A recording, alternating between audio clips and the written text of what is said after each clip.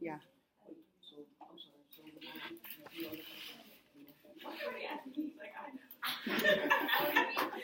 Because we know you. Everyone asks. Will you understand it?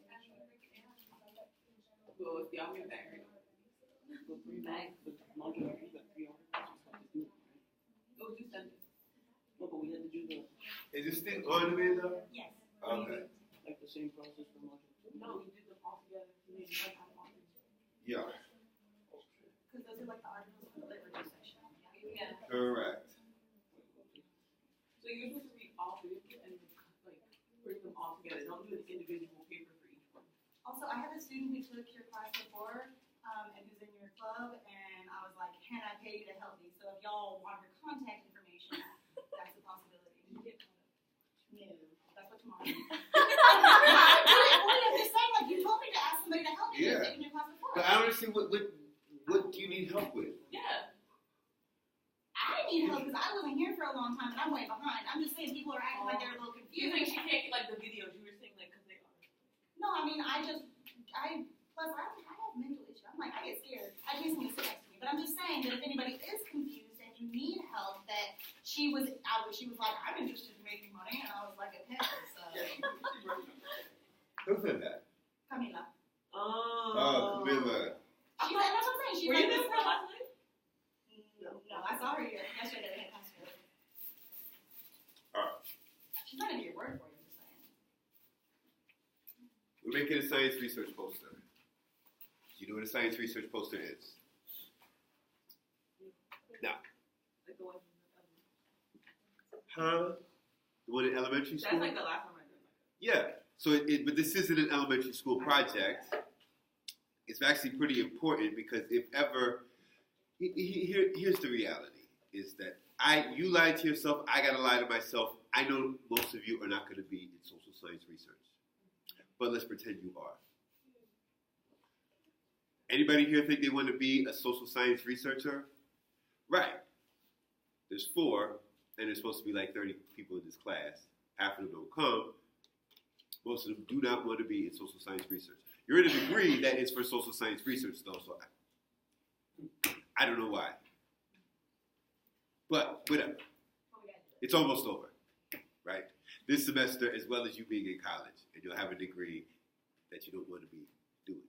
So, fine. Let's just move on from there. Let's say you were doing social science research. Typically, people aren't going to want to hear you give a talk. You'd have to be pretty well established for somebody to actually listen to you give a talk. If you go to a conference, the majority of research is in the poster session. Especially at this level, definitely if you were an undergrad, but if you're a grad student, most likely you're going to be in a poster session. Poster session is actually the most exciting part. I would compare it to like March Madness.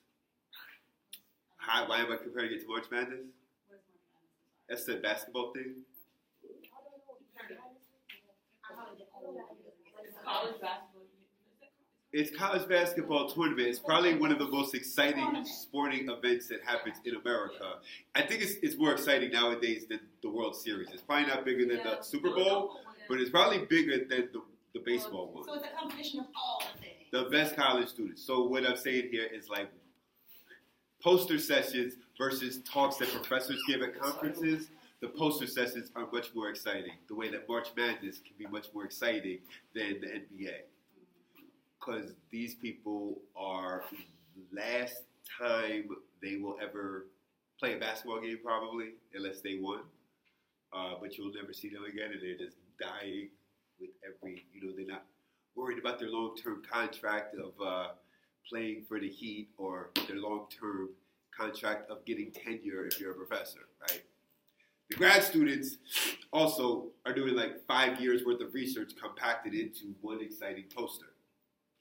So the poster sessions, though, are like jam-packed. It's like next week there's this conference, AAG. It's about 10,000 people who go to this conference, and the poster sessions will be like 8 till 10, 10 till noon, whatever, 2-hour segments. And it'll be a room like the size of this whole floor of this building, and it'll just be posters lining the whole thing. And you walk around and be like, all right, boring. All right, that person's exciting. Let me see what that research is. You can go through these sessions and get the gist of a whole lot of research really quickly.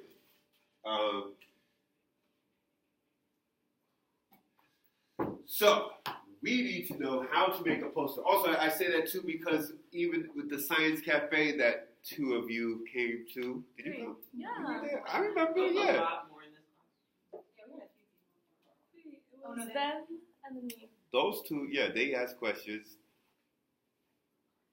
I didn't say you're loud. I just said. I love But the same thing at the Science Cafe. We try to feature the best of FIU's grad students because that's the most exciting work. Not that like professors aren't exciting, but typically they're not out in the field collecting huge amounts of data. They're kind of just spewing out their opinion about things, some adding on to some theoretical framework. And theory is not always the most exciting thing, especially to be like presented. So, what does a poster look like? Well, I just Googled social science research poster, and we see that they all say the exact same thing we've been doing all semester. There's an abstract. Oh, that is blurry as hell. Even that's tiny. That's not in English. How online media, something about whatever. So there's an intro, the methods, all of this part is the data, and the conclusions are over there. So it's just an article journal. It is, but it's compacted into a poster because nobody wants to read, unless you're really doing, like you got letters next to your name. People don't want to read a 20-page article from you. You got to know how to present all of that exciting stuff into a poster. So this is what we're doing would be like the 20-page paper, but we're making it a poster. We're making it look exciting. So it's got, so far what we're ready to do after today is the bulk of the work, the methods, the data, and the lit review. We did the lit review. That's what those 3 articles are. Somehow, I said this before, I hate using the word lit review multiple times because the articles we read have a lit review. We're making a poster. We're making a poster of a case study of Miami-Dade schools. I'm posting right now the data for Miami-Dade schools. The lit review is what other people have said about a gap in school performance. So we read 3 articles. If we had time, and this was actually a real project that would get published, we'd read like 50, 100 articles. For the purposes of this class, we read 3. Did you read the 3? Well, like I said in the Dropbox, you're not getting graded on that. We're getting graded on our poster. We need to take those 3 articles and turn it into a good lit review. A review of the 3 articles we said. A nice little summary. We don't want our poster to be too wordy. We want, you notice on all these posters, the data is taking up the most space. The data is all right in there. That's the first thing you see in all of these posters. You see the trend? Data. This one seems like it's almost all data. Yeah, they got little preliminary results, or discussion would be like the conclusions, and all of this would be the data in there. Yes? Is the lit review is part of the abstract? No. The abstract comes first, and then you talk about the lit review, and then you get your data. The abstract is abstractly or vaguely, like, What you're trying to say. what's Picasso? He's an abstract artist, right?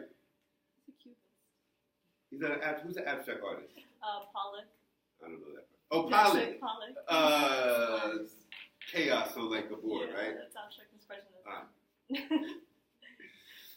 It's abstractly, we don't want to give away the whole thing. We just abstractly, vaguely kind of getting around. People have said, like, so I think I even put in the Blackboard a breakdown of what the abstract looks like. It's like 2 sentences maybe of what other people have said, 2 sentences of what your methods are, the data, and in social science we tend to not give away all the conclusions. conclusions in the abstract. And like the hard sciences, they tend to give away the conclusions in the abstract, but we're begging people to read our articles, I guess, so we don't want to give it away in the abstract. So we just give a very vague overview of what's happening.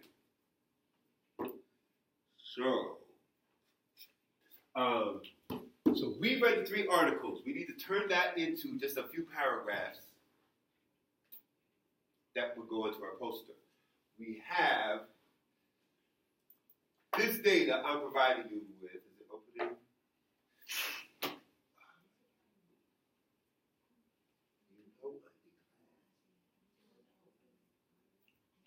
Well, it's open.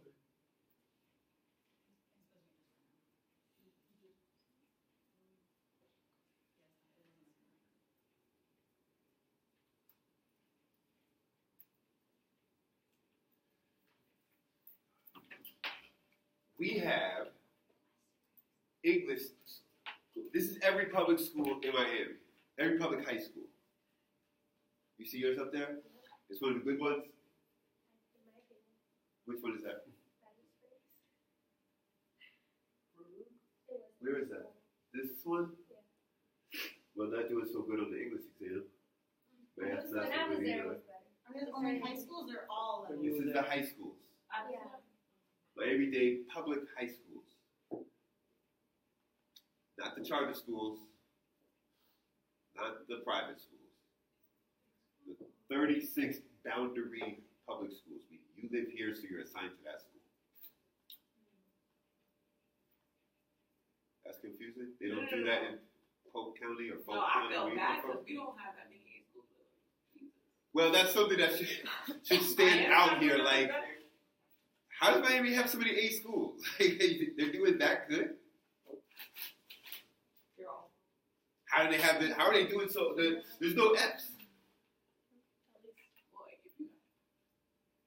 What? Hold on. Let's look. We got English scores, math scores, science scores, the graduation rate, which also seems crazy high. Like people don't drop out here. The grade of the school.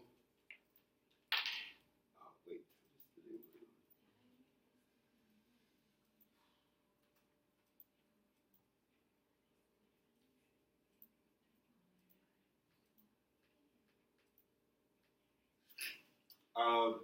And this is the percent that are minority, the percent that are low income. So these are the constants. This is what our... Oh, it's because of the lack of segregation, I guess. You think? I mean, I'm not. Wait, you don't think Miami schools are segregated? No, I'm not from here, so I don't know. But you're No, saying they why could it possibly be that Miami, even though Somebody's they're cheating is what I'm low saying. Somebody must be cheating somewhere in here. There's no way Miami's doing this good. So the Hold on. Let's just put this one up. So then we have the race and the disadvantage, economics, right? We're comparing it to their performance. Right? This is what the article said. So that's what we're going to be doing as our data and making visuals of that. What I was surprised by is Miami is mostly Latin. So I expect English to be the worst performing, but actually math is. I was like, how are they doing better in English than math? But then also, ICU students who, we just decided only 4 of you actually want to even be doing anything into this major. I found a lot of students actually choose this major because they are afraid of math. And they're scared, they are mad at me because they're perceiving we're doing math in the first half of this class because there were no numbers in an Excel file. Like, it's not math. Sudoku's not math. It's just, we're just clicking buttons. We're not doing any math. But if you think about it, math is taught in English, so it's like 2 layers of Kind of. different. Okay. Could be. Science seems to be the best. In DC's graduation rate, half the kids drop out. What the hell? How are that doesn't happen here? Every school has above a 50% graduation rate. The lowest one I think is a 64. That's what you're talking about, that immigrant believing in the system thing. Well, no, it's because the graduation rate is not the inverse of dropout rate. Graduation rate means those who like were in school and then they actually went through graduation. So if they dropped out in 9th grade, they're not factored into this. The school, how they used to have so many F's. Okay, here whatever we find here, you see over here on this poster, I don't know what the hell that means. Countervailing forces in Texas public opinion. Whatever that means. Preliminary results. That's all we're really doing this semester is getting preliminary results so that if you know I'm in class, stop texting me. If we were going to take this to the next level, what would we go and actually do a study on? This is just some basic data we did to see what is happening within the performance gap in Miami schools. So in here, we might say, oh, certain schools are breaking the mold. They have a lot of low-income students, but they're still doing testing very well. What are they doing in there? What is this magic formula that they have that's working? And maybe we can replicate that in other schools. What is it? How did schools go from there were a lot of F's to now there's no F's? I would love to do an investigation of that, but like, who really has time? But I kind of suspect that because your funding is based on this, that the principal put together a panel to monitor those in 9th grade to weed them out because you take these tests starting in 10th grade to get them out of there before they mess up the scores for 10th grade. Possible?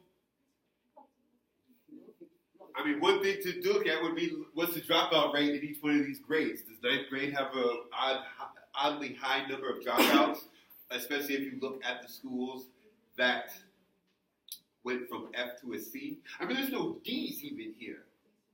How is that? I think there's an age restriction on like dropout. Like you have to be a certain age to drop out. We're just Yeah, like kind they of. promote trade schools, like Bill. Yeah, they do that. Go to welding school. I mean, technically, you're supposed you can't drop out at 14 years old. Then you're a You have to truant. be at least 16, I think. Right.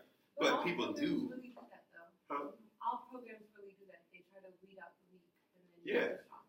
Like it's typical. Right. So you just accepted that this is how life is? It's not, but it's the reality. I haven't accepted it, but That seems kind of crazy. Like all of this, like level playing field as the standard of America. We're going to have a population that as this level of education, but we, as a policy, we are now weeding people out at 14 and say you're never going to make it. Like you're just going to mess up my test scores for the school. So get out of here and go somewhere else. Mess up their scores. Don't mess up mine. I remember in middle school, like if kids had discipline issues, they put them in like ESC classes. Yeah. With See, those don't mental count into there. disabilities. So it's like by the time they got to high school, they didn't want to be in class because you had them in class with Those kids don't with count in it? Down syndrome. They're What? also, they're put into remedial classes. Like, there's students I knew that were in remedial class at 6th grade, and when they graduated, they were still in those classes. Mm-hmm. And I would see their work, and that work was like the same work you were doing in middle school. But it wasn't because they had any disabilities. It was because they had Yeah, like just remedial remedial classes, It they was had no behavioral discipline. issues. So they stayed there, and they stayed doing easy work all throughout high school that they really could not possibly fail. Like, Yeah. there was no point they could. But then they couldn't pass it because they weren't ready. Yeah, we're creating this segmented society then because all of this is whole funding of a school is based on like their score. I don't quite get what if the government takes over your school? What are they gonna do? But every principal, every teacher's afraid of this stuff. I guess maybe the teachers get fired, people get fired, I guess. The what? Relocating funds, like Yeah. funds, that's probably the big thing. But this is a fear everywhere. Casual, you know so many things. One thing here too is kind of odd. We're going to use it, but percent that's in minority in Miami.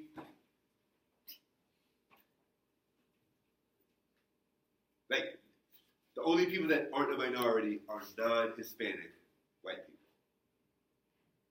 So I know it's quite the thing in Miami. A lot of people are Latin, but say that they identify as being white. That doesn't count for the definition across the whole country. That only counts for Miami, really. The rest of the country doesn't really look at you that way. It doesn't matter if you're related to royalty in Spain from like centuries ago. Right? That doesn't count. They're so proud of us.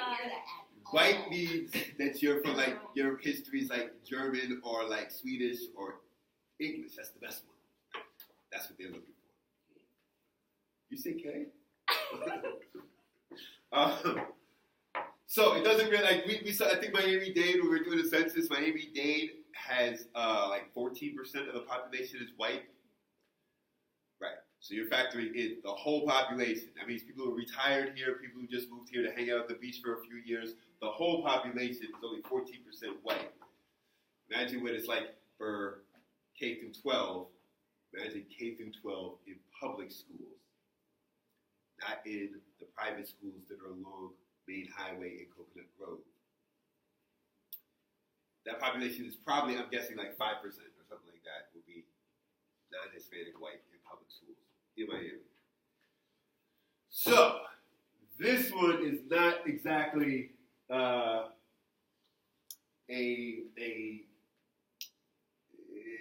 it's not going to produce the same relationship as you would see in other schools across the country. So, how do we make a poster? Glitter? Paper. No, we're not making it on paper. Construction. This is going to be digital. Look, these posters that we saw, these are not, you're not gluing like glue You scan it. You assemble it like a person and then you You're not scan going it. like, I was hoping for that assembly. I know you think it's like the College of Arts and Sciences, and you can be like creative and Like a tree. But if you were can gonna do it have on an actual poster, PowerPoint. you would have a digital thing printed onto a poster, yeah? yeah, from an oversized printer, the digital format. We're not going to print that because how much does that cost to print out a poster? Nope. Can't get it for free. That's why I can't get it for free. And $77 is the cheapest I found on this campus. You gotta pay to get to the conference, airfare, hotel. Yeah. So we're not printing it out. You're just as if you were going to send it to Kinko's, you just send it to me in that digital format. I don't know why conferences haven't gotten rid of the paper yet. Like, So that they can keep the elitism going? no, have screens across the whole room. In one AAG is a conference that happens every year. Within one conference, you could have bought enough TVs, or not even actual TVs. I mean, just like screens that are bigger than this, and you just have them posted around the room. You put it in a thumb drive. I mean, these sessions go in any given day of the conference is 5 days long, 4 days long. There's like 5-6 different sessions. A poster costs $100. A screen costs maybe $200. Like you would have made your money back by the afternoon of the first day. Not made it back, but saved trees and the world and money by the afternoon.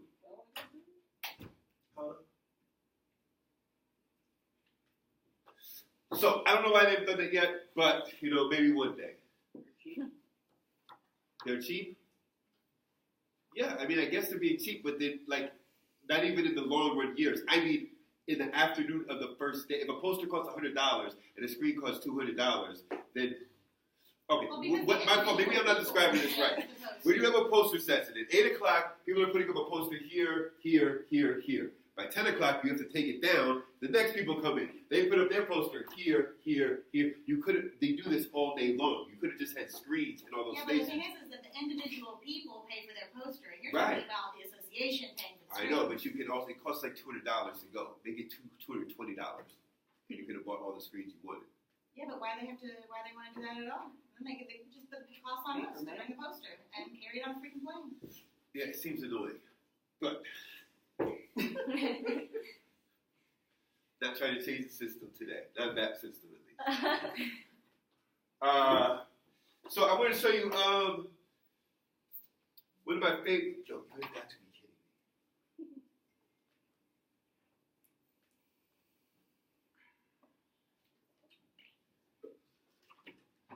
This was my favorite student from a while ago.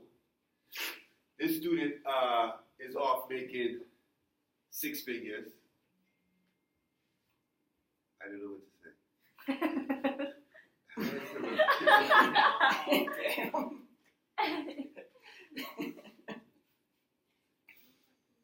What kind of industry are they? This person works in GIS in China. So he's doing consulting for some security thing in China, making 150. But you know what? It's not just 150. You don't pay taxes on that. What? Yeah, he's abroad making yen. What do you make in China? Yen? Y-I-A-N? Yuan. Okay. See, you don't pay taxes on that. And he's got housing covered. How do you get that job? Because he learned GIS, and because he goes above and beyond, because he learned GIS before he even took GIS. He was in my research methods class, figured out how to do it to make this poster, and then took GIS, and then went and did like a few grad classes. Didn't do a master's degree, just did a few grad classes in GIS, and then got hired by something with the government, some agency in DC. Maybe it was the food one. I think maybe he worked at the, what's the food thing? No, food and agriculture. Yeah, food and agriculture. I think he worked there, and then from there, he met another company and went off to China. He's in China now, making some big yuans. But anyway, this was his poster he made in my class, and it stood out wide. Oh, what the hell? Why is this not... Are you gonna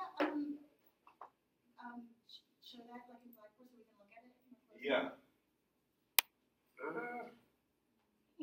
This is the...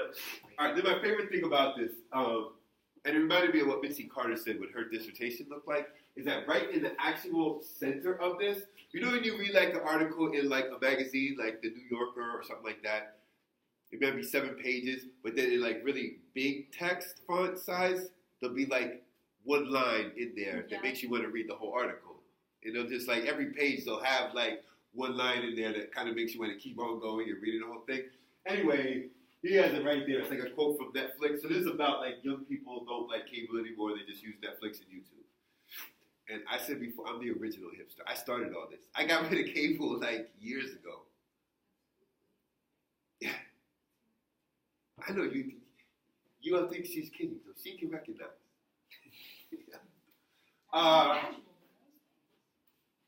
So, I think it was like I can't read it. I don't know why it's not showing up right now. Hopefully it'll show up when you open it up on Blackboard if you open it up. But yeah, it's like a quote from the Netflix people saying, "Yeah, we just cater to young people" or something like that. I don't know, but it draws you in, makes you want to read the whole thing. So we got the data from like Netflix, from Comcast of what their internet usage is versus what their cable usage is, and yeah, and put all types of cool data in there and made awesome little poster.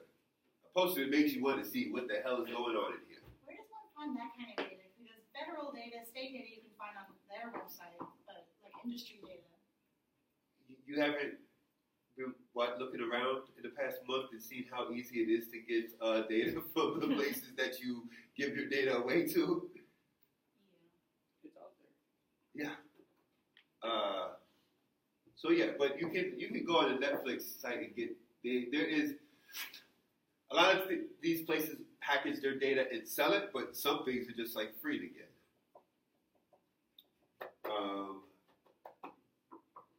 So that was the best of the best from a while ago. My best poster from last semester. This kid, he's going places. He has a global learning website. What is this? Oh, I know him. What's he look like? Eunice. He's going bald or he is Where bald? she- grass He has shaves it? No, not the Yeah. grass. Oh, I'm like, No.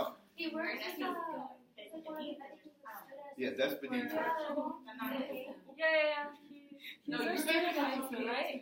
Yeah, he was The in student semester. semester. It's actually flexible this semester. Yeah, the That's not student good. council. No, No, that's it. the student like Yeah, that. you got the grad student with TK. No, not the grad student. That's the grad student. The ball. Okay. No, not him. No. He's off doing like he's in Cuba or like Ecuador or something. Yeah. No, this is so he's in political science. You probably wouldn't know him. But he was best student last semester. We sat in like wore the whole class talking about Russia and U.S. elections and history of political stuff in America and the world for the past 70 years. Anyway, you can't quite see it, but he made it in PowerPoint. We have a link to show you how to make a poster in PowerPoint, but it's a very generic, boring poster. He then took his like Excel things and then made them also in Photoshop. He made this whole thing in Photoshop after it was made in Excel. So this looks like a blackboard. It looks like it's written in chalk. And there's like doodles on top of his data things. Real clear of what is happening in each. Is that a good thing? Like all that, like pretty stuff. I think it makes you want to read what's going on a whole lot more. But like, And it's thematic too. It's easy to understand it. Like you don't need to have, a bunch of lines that nobody can understand in the line graph, and it has 36 schools, and you're trying to make sense of it. And we're saying, this one, and I made this recommendation of like you don't need to have it all. Just show if whatever the statement is that you think is so impactful, that's what you make as the visual and make it clear. The visual is supposed to be the clearest part of it. You can look through all of the boring sheets of data and it'd be hard to figure it out. You can read what the author's saying and you're like, all right, I get it, but nothing says it quite like the visual can say it. These schools are white and they perform really great. These schools don't have any white kids and they are the lowest performing schools in the county. I don't know if that's a statement. I'm just saying. If you just say this, like just clear as ever, that's what the visual is supposed to do. Yes.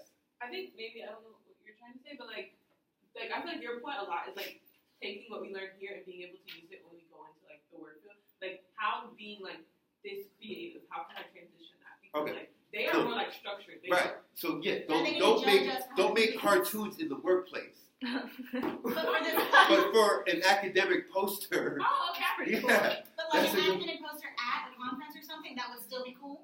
that would probably be pretty good. I mean, conferences, you're trying to like, Well, you have to toe the line between catching people's eyes yeah, and you being want taken to, seriously. exactly. Somewhere in there, and most of it is the data you have and what you did with it. I mean, like there's always, If it was doodling and some stupid data, then it wouldn't be worth the crap. It's the Exactly. data and the. if you're making a good point with it, then it's like, yeah, then it'll be interesting. One undergrad at a conference, and he won something. You win money too at conferences. So this undergrad at AAG won something. He was from one of the Florida schools. He I guess somewhere you could download lyrics to songs, and he had every Pitbull song Oh my god. and monitored as this guy became more famous, how the less he talked about streets or whatever in Miami, and the more became about like, Worldwide. yeah. I mean, not just him calling himself, he calls himself Mr. Mr. Worldwide. Right, but like actually you can see it in the lyrical content That's true, of like because when he the came first up- album, it was All only in Miami. it was only Miami. It's the only like geolocation that he It talked about was started Miami. and died in like Little Havana. Right. His whole freaking first album, and then he like branched off into a So Mr. that Worldwide. sounds like is that academic work? Well, this person applied really good methods to pop culture. That was memorable, and he won something there. That was pretty good. Yes. For the music that he downloaded, did he use LimeWire or something? Spotify? I don't know how he got the lyrical content. He didn't download the actual music. Yeah. That was awesome. All the viruses? No. Don't get me. Yeah. Unless you go Funny. pro. Oh, I remember that. Spotify just went public this week. really? It's about to be trash. Do you know what public means? You can buy stuff. On the Yeah. but it's about to be trash. Everything is. closed out a lot lower than people thought it would. Didn't it have to do with like Facebook and their breach? Data breach? That why Spotify, I think that was analysts said that was a part of why it did. It still was like multiple billions of dollars, but it wasn't. It was like 25% lower than what they had anticipated. And young people, I don't have Spotify. I don't really quite. Am I downloading an app? Like, Yeah, it's an app. and then I got to pay $5 a month. I just don't. No, like it's free, but you just have to listen to the music and then have It's like intermediate between ads. Apple Music and Pandora. Okay. It's like a. You see what happened to Pandora? Anybody use that still? I do. Yeah. Because my music hits. Like it's been synchronized since the 6th grade. Like it just. It's an odd. So at the beginning of the week, at Monday, every young person I knew, and young meaning like I don't know, 25 and under, was like Spotify. Like that's going to be the stock to buy. And it's like buying into technology that's faddish is just like a terrible idea. Like, how long is that going to? When will that? Like I think even like young people don't use Facebook. Just not on it. Right, Facebook was the biggest social media thing, and it was worth billions of dollars, and it only went public within a few years, and it's probably going to crumble really soon. Yeah, Facebook connected to everything. You connected to Spotify, to Instagram. Right, because he took all the money and kept buying up these other things. Right, but what does it take for that to like fall apart in these places too? Like that's beyond like what your investment dollar can do. Yeah. Does that still exist? Probably. They sold out for like some music thing. Call something different. Yeah, they use it for music a lot. I don't know why. Still? I'm not that music on MySpace. Let's be real. They tried to like revive it. But there's SoundCloud. SoundCloud is about to go out of business. What? Chance the Rapper saved it the first time. And SoundCloud seemed like the best thing for unpublished music. Yeah. Like the remixes and stuff, like SoundCloud seemed like the best thing But then the music for industry what you adapted. wouldn't hear on the radio. It's not Spotify because SoundCloud's not really going to have. It can't be copywritten. So like that seemed like the best thing, but like it's falling apart. It's not going to make it. Why? Wait, why? With their service to handle all of that, they need a lot of subscriptions, and people just aren't getting the $15 a month subscription for Unlimited. I think even that is like way too cheap for what you get, and not enough people are subscribing, and they're just using it for free. But I don't know. I'm not a website programmer. I don't know how to like manage a business that's multi-billion dollars over free stuff. I don't really know how that all works. I don't know. So you don't want to make the thing too cartoonish, but you want to make it interesting. You don't want your data to be just a bunch of lines that nobody can understand what's going on. What we want to do for this following week is visualize this data and try to get the best things that are in there. We'll come to the next class and we'll look at what you did and I'll critique it and tell you why you need to go home and do everything over again. And we'll talk about how to take these articles and structure it into what would be the most effective way to make 3 paragraphs. A lot of times, you're waiting for me to say the answer as if that's what learning is. Making a poster is anything you want it to be. How to make the lit review, you come in with how do you think it should be, and from in there, when you hear a few different people say what they want to say, and then you formulate how you would do it. Yes? Yes, we'll post them like actually right now. Not the right now that really means tomorrow. I mean like now, like as soon as I'm done talking, I'm going to just put it on Blackboard. A lot better than messing with Excel all day. Come on. What? Writing up analyses and stuff, lit reviews. That's more fun? No.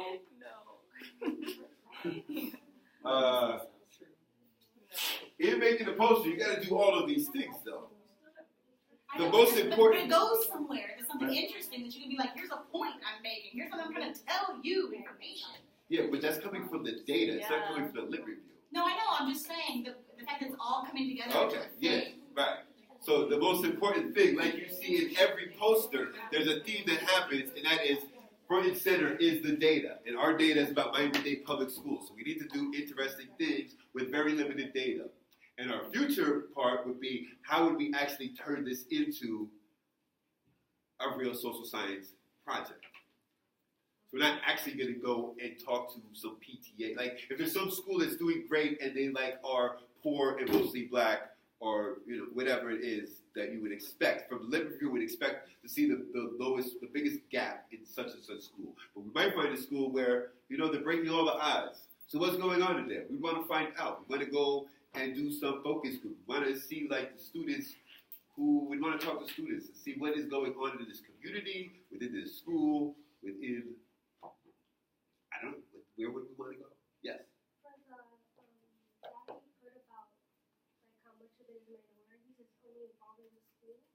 Yes. So, because I know one of the articles talked about how they analyze the area the school is in. Do we need to do that? No, I mean, you might want to put that into what you would do, but we only have like 3 weeks. We need to put together all of these things.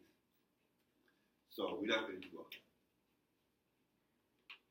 We could, in that part that's called future. When's your next GIS class? What do you mean? When are you teaching GIS next? Is it a summer class? Is it a Oh, it's just during the semester. It's only during the semester. the So spring fall. semester? Oh, No, the it's fall. fall and spring. Anybody coming to GIS Day tomorrow? It is the holiest of holy days in the world of GIS. I said a nerd joke that I'm not the nerd, but I said it but nobody got it. I was like, it's so special. It's like 1/76th of Halley's Comet type of special. And they were like, huh. You're a nerd. Halley's Comet only comes around every 76 years. This only happens once a year, so it's like 1/76th of Halley's Comet coming around. And that's a once in a lifetime thing. So it's like that. It's like Halley's Comet. It's like Christmas in April, is what it's really like. Should have made a poster about it. We did. It's all over you don't go to the library? It's all over the library. You don't go to the library? Once a week. Alright. Well, it's posted all over the library. There's probably an email you've got multiple times. Why was that in person? Yeah, it's Why super was it in fancy. person? Because, I don't know. Were you trying to say? No, I didn't write that. Oh. Shayla wrote that. And there's like a bunch of It was spelling hard to errors. read. It's fancy. Yeah, there's No, it's other hard to emails that read. probably went around as well. Like, I read, yeah. I just got the Amazon package just came with all of the drones that we're giving out for free and the headphones. Yeah. Where do we get the funds for that? Yeah, we have $2,000 that we spent. That's how we do the Science Cafe. All that food that we gave away. All of the, what else we do in the end of year party in 2 weeks? GIS Day, what else do we do? Oh, yo, we got the new merchandise we got. Yeah, we got the t-shirts. But what do you think would be good merchandise for on campus? A pen? A highlighter? Nah, we got thumb drives. Oh. Yeah, we got thumb drives that say GSS and FIU. That's how we doing it now. Those stickers.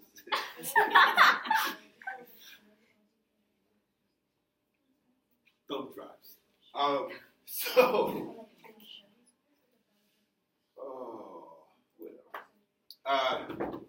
So that's happening all day tomorrow. It starts at 9 a.m. Like, can somebody for real show up at 9 a.m. and y'all gonna be like ready and not like, what are you doing here? I did not say that. It wasn't him. It's Miami. Everyone's colored. Oh my gosh. Oh my god. Yeah, no, but people do get up and go to work though still. So 9 is not really that early. Yeah. It goes on all day. We purposely have the lectures in the morning part, and then by like 11 o'clock is all the fun stuff. And we have food. We just bought out Panda basically. Like everything that Panda has, we have as a buffet. Nice. This is tomorrow. It starts at 9 What and she it's 5. said. Like the drones and the iCave, all that stuff is in the afternoon. I don't know, like 1:30 maybe or something like that. And yeah. What else? So yeah, we're gonna be formulating this poster. Data, I'm putting it on right now. Send me the video of what we just did today for the other half of class that's not here. and my online students. And yeah. What are you going to do? You don't want to be in social science research. What is it that you... Yes, Law. in law. So this is you're doing this, and then you're going to go to law school, Probably. probably. And do what in law school?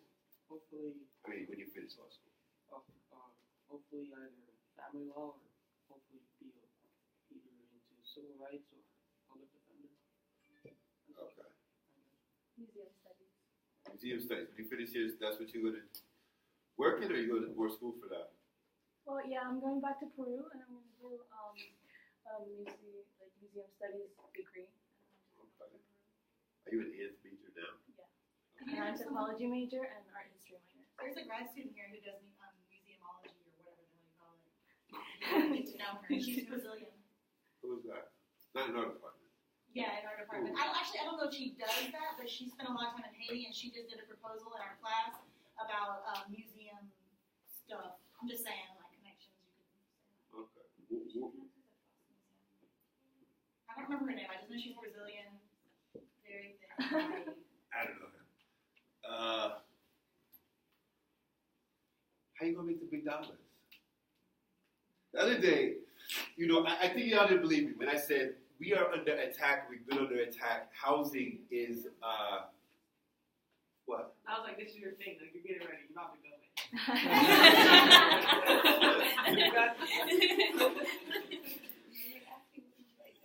No, I'm done. That's it. No.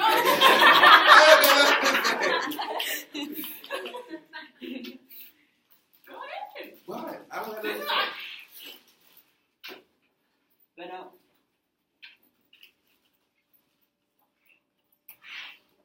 Oh my gosh, there was a show. What was the show on Netflix? The Get Down? The Get Down. Oh man, they canceled It it. looked I'm just so like that. mad. It was so good. It Yo, was so this is good. how people live.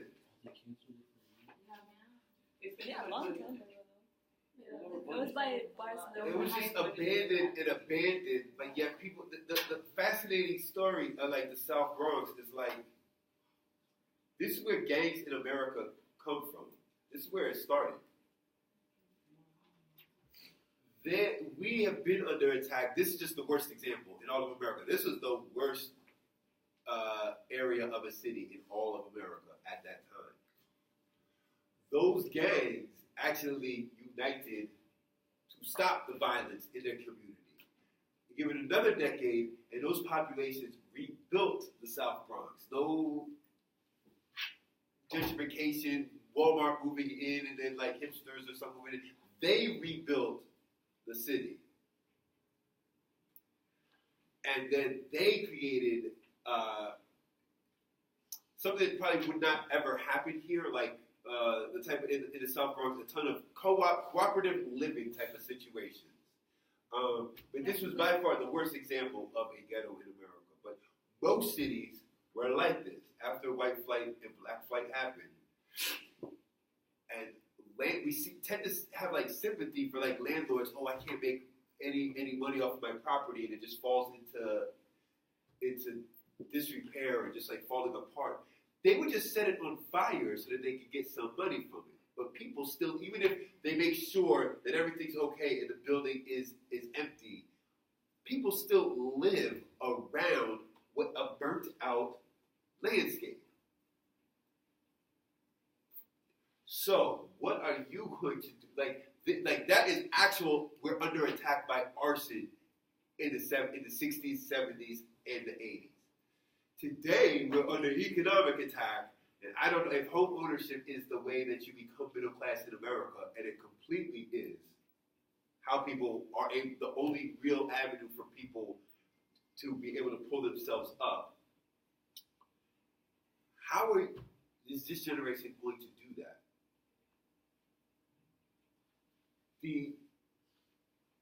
I was just making a dumb map for something just a minute ago in my class and I'm looking at census tracts where the average person makes over 70,000, and it was like barely any of the population is making over 70,000 in Miami, and I was a little shocked. I thought there'd be a lot more people making more than 70, but it's not. It's only like along Cutler Ridge, And what were And you saying about Key people that make Biscayne, huh? that? And what was it saying about people who make that? No, I was just making a map of it. Just took the data of people making over 70. I was just shocked. That's the only places where people are, and But people live with their moms until they're like 35 years. right, they do. But how are you? If home ownership is the way to become middle class, how is this generation going to make that leap?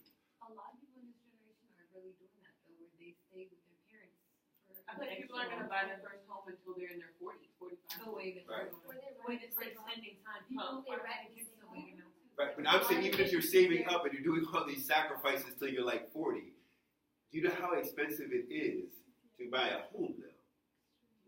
You're being priced out. I brought up this thing, like at one time, like 20% of your income, then it turns to, it's like tips. Tips used to be 12. I remember when it was 12%. Then 15 became the industry standard. Now when they give you your bill and it's just looking at, oh, this is what 8, they already figured out for you, they don't even list what 15 is anymore. Yeah, where did they go to 20?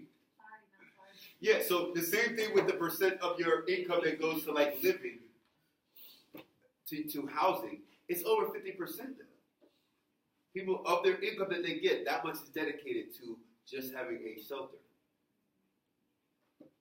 My neighborhood is not fancy. It's not. It is a working class. It is built as working class housing, but it's $500,000. And I got the smallest house ever around it. It is completely like West Miami. It is a part on the other side of the Gables from like Coral Way, 820 between 57th Ave and 826, West Miami. Is not a luxury neighborhood. But houses there, you can't get something for under $400 over there. So what do you? How the hell are you going to get a house that's $400? And how is that going to provide? Like you work for 30 years, you pay it off. That's how. So you're saying you wait till you're 40 and you buy a house. The way that you create wealth is people, a generation bought when they were 20 something, worked, and by the time they were 50, it was paid off, and that's when the kids go off to college, and now the kids can actually go to college. They have money you can pull out. They have a retirement. They have, like, that's not, I don't know how that model is supposed to happen now. And this is just an actual attack of war, like you can see, but there's still an attack of war. It's just, but it's not being like thrown at us in the form of fire. It's being like these hidden things that we still believe in. If I just work hard enough, there's a glitch in the system, and it's not working for me, but it's take the personal system. responsibility and take out some student loans. Like just I don't don't know. depend on Really? Honestly, Why would you take out student loans for a degree that nobody even in this school? Nobody even wants this degree. That's what people are saying to us. I'm not saying I agree with that. Just that is what the storyline is. Is that just I think people thought Marx was crazy when he said like it's literally gonna take a upheaval of like people for the system to change like an entire. When does that happen? But that's his whole point. You don't know. It's just I think people are voting right now to not have unions because they want to make sure that they have a individualized, they can have a place to work. People are so quite not getting. It's the same colony. It's the same plantation. If this was a slavery plantation, the owner of it needs to provide some food, some kind of shelter, even if it's the scraps of everything, and a roof over their head so that those things need to be provided. So that is money that the owner of labor needs to pay out. So how much do you get paid? How much? Where's that line where it goes from slavery to you just having a job? That's why I think all the scapegoating is happening in terms of those people are why. It's because we're getting closer and closer to that line where people are like, why? Like, that we're not getting any scraps whatsoever. You know what I'm saying? Mm-hmm. You're not, and I think this generation is not going to be able to, that model of how it all works, and people, we built the biggest middle class in the world, in America, I don't see how it's possible now. I don't quite see how you're going to get there. More and more people are doing communal living, like hipster people, like people, young adults, and young professionals. Right, that's a way of getting by now. That's not how you build a middle class. No, I'm saying that. That's what people are. That's the ways that people are trying to survive. Yeah, but that's not going to build a middle class. People want to be middle class, and that can get you by now. But like this model that we're stuck in capitalism, at some point, you're gonna have kids, and those kids are gonna need to go to college too. I was looking at how much it costs because I want to move to DC, and I was like, okay, I want to move to DC, but I want to stay there for a long period of time. Like, I might get married there, I don't know. And I was like, daycare in DC costs $26,000 a year. Do you know how much Dude, in Miami? if I only make $70,000 to $80,000, you're telling me Yeah. that much of my income, and then you said 50% is going to go to housing. I'm going to be left like scrapping. If you make money together 70 in for DC, food. it's I'll say like in a few years, Yeah. with experience, like 50% of that is going to housing, and then $20,000 of that is going to one child going to daycare. That's Right. ridiculous. How much do you think that there is in Miami right now? But It's that- not 20,000 No, it's pretty cheap. for one child. Plus So I have inflation, another one. plus not counting No, inflation, I just Smart. it's not even. We can't afford it. I ain't having children. plus not counting inflation. Right. The minimum wage stays the same no matter what, unfortunately. I pulled this up as a map before. I've said it this whole time. These are the only cities, I don't want to say that matter, but this is holding up the whole U.S. economy. These places are impossible to live. They're expensive as hell. New York, L.A., Chicago, Dallas, Washington, Houston, the Bay Area. So basically, what? You can live in Atlanta, Atlanta's really cheap. but it's in Atlanta is cheap if you live all the way out of like an hour and a half commute. And that commute gets worse and worse every year. No, I was literally just talking to somebody who lived in Atlanta like a few months ago in downtown Atlanta. Yeah. I paid her rent like less, like she paid less for rent in downtown Atlanta and was making the same thing I make now. I mean, maybe Atlanta could work, but I mean, it of wasn't- these other places, there's only a few areas in this whole country that are mattering. And you see, half of these are in what's called the megalopolis, the area between D.C. and Boston, where if you drive on 95, there is no longer rural land. It is one continuous urban settlement from D.C. all the way to Boston. You got the Bay Area, and you got San Diego to L.A. That's holding up the whole U.S. economy is in those places. The rest of these places may work, may not. You could maybe eke out a living, but they're like on a decline. So the places where you actually can make an income, where that matter, are these places where like it is San Francisco. Like I think they even did this thing in New York to buy a 2-bedroom condo in Harlem cost $800,000. Harlem isn't quite what like Dipset talks about anymore. Did Bill the Clinton UC got an office on 125th. Did the UC? Do they still do like? You don't know what some of that Dipset is actually. I shouldn't even use these type of like references. That's 20 years old now. Like what the hell is Dipset? Oh, no, I'm saying like Joe Santana, like you Yeah. can, like okay. Got it. I know. I need new references. I am getting old. We got it. All right, whatever. We got it. Okay, I got it. That's the thing. Oh. So anyway, it's that time. Y'all think about this in life. How you gonna get 6 figures? You're not gonna get it. Jobs don't pay 6 figures. No. Really, you don't make as a salary. You don't get. If you think you want to make 6 figures, you need to do something where your skills can employ yourself. There's not many places where you get a salary that is 6 figures. If you work at a hospital and you're an MD, yes, you'll take home a paycheck that's $200,000. If you're a lawyer, chances are you're not. The average salary for a lawyer is like 50. If you think you need to make 6 figures, you must be doing something where your skills are self-employing yourself. An employer doesn't pay out that much money. It's a tiny percent of the population where they're not making 6 figures, where you're getting paid for your work at 6 figures. Like you have a boss, and your salary is this much. That's a very tiny population. The people that make 6 figures are doing something like you're working at a consulting firm and you're a partner in it, type of thing. And a consulting firm could be you and your friend, doing something data management type of stuff. That's the plan B. I feel like nowadays it's not only about that job that you land that's going to make you 6 figures. It's how else you have different sources of revenue that can make you add up to those 6 figures. Yeah. Because nowadays no job is going to pay, like you say, those 6 You're figures, not. especially not even at entry level. You're not your labor as being hired for your labor in that Marxist model of that doesn't pay out. So if you made $100,000, that means your boss is probably making $1 million off of your labor. What job is that where you're doing that? So you can make 6 figures, but it's not a job. It is something you're creating.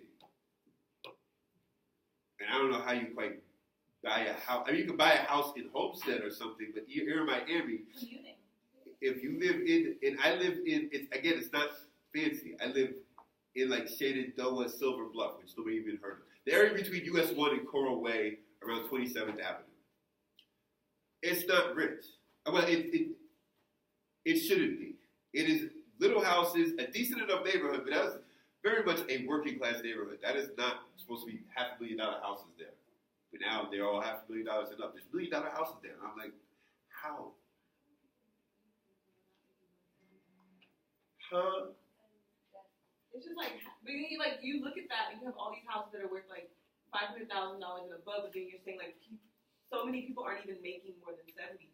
It's because they have to. I mean, that's the thing is that. But then you have your son who's 35 living with you, helping you pay your mortgage, and it's just like that whole system. That's what.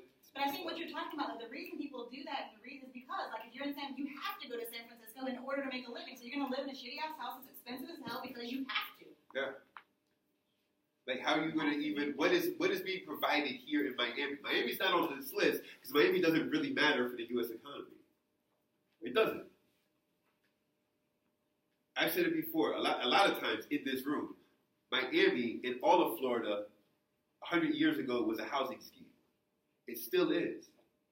They would the whole way that Florida started, they would just be up in New York and the Northeast telling people they retire in Florida, we got waterfront property, and they get here, and it's a damn swamp, and it's full of mosquitoes, and it's like a trailer on the side of a swamp. And they've been robbing people ever since. So today's scheme is that what's holding this up is not people coming for spring break. They're actually trying to end that because that ends up messing up Miami more. The whole way that this thing works, the reason you can have 2.8 million people is if you have enough of these $1 billion condos sold to foreigners who don't need any services for their tax dollars. So they just solicit people from Brazil was big for a few years, getting millionaire Brazilians to buy condos in Brickell. That all ended getting Russians and Ukrainians in the north part of the beach. Now I see this. There's people I see the vans like they're trying to get Chinese billionaires to buy condos in Brickell now. Literally, they have tours for billionaires of looking around at real estate opportunities in Miami. That's what props up this whole thing. What's the Hadid, the architect, the one who just built the really high, it's like a skeletal. Oh. I think that's the real one. Yeah, that just brings in. What you're talking about. That's not revenue. That's just tax dollars to run a city so that you can sustain 2.8 million people. But that's not an industry. There's no industry here. The whole thing is just real estate. And it used to be just garbage retirement communities across the whole state. Literally, the guy from Chips, the highway show, Chip, you don't know Chips. I was too young for Chips either. No, I think I wasn't. I think I was older when I was a kid. But that guy, Eric Estrada, he was on like a paid infomercial selling like these places in Lakeland. Or like, yeah. I'm from Lakeland. He got a You don't job. live there. But I know you don't. I know you don't. But it used to be like, there would be paid advertisements for like timeshares. They had Eric Estrada doing a paid advertisement for timeshares in Lakeland and like Clearwater and stuff like that. It was terrible. That's all that the whole state has been. And Miami's just the highest level of that. There's not really any industry. These are the places that are keeping up the whole U.S. economy. Miami's not up there. Nothing in Florida is up there. Lakeland's where it's like. Sure. All right, I'll see you. I'll put this online right now.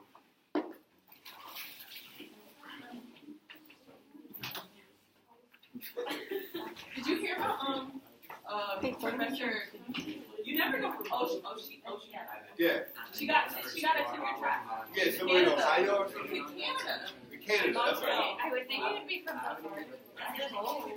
She got one of the she just got a tenure track. Professor. In Canada. It's like, Yeah, Bible Tree. That's all I got. Hi, now what's her name? Oceana Roberts. Her last name used to be Jason. She was a recent And then you summarize from that there. And Wait, she was what, an adjunct here? I think she was an adjunct. Nice. That's the She dream. said it was That's really my competitive. goal for life. She was like word in the academic streets was that like she was going up against people from Yale. Yeah. And she was like they really liked her research. Yeah. She does. I think she's like in she does research in South Africa, but it's like feminism and masculinity and society. See, but every time there's like a good story, let me turn this off.